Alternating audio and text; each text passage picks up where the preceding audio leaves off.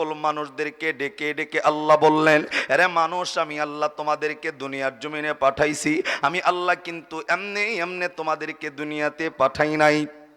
আমি আল্লাহ তোমাদেরকে দুনিয়াতে পাঠানোর পিছনে একটা কারণ আছে।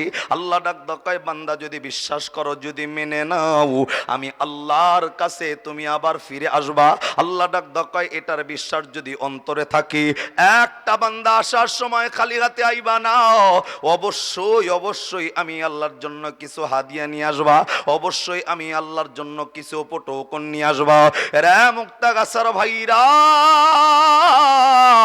আল্লাহ আপনারে আমারে খালি হাতে যাইতে নিষেধ করলো।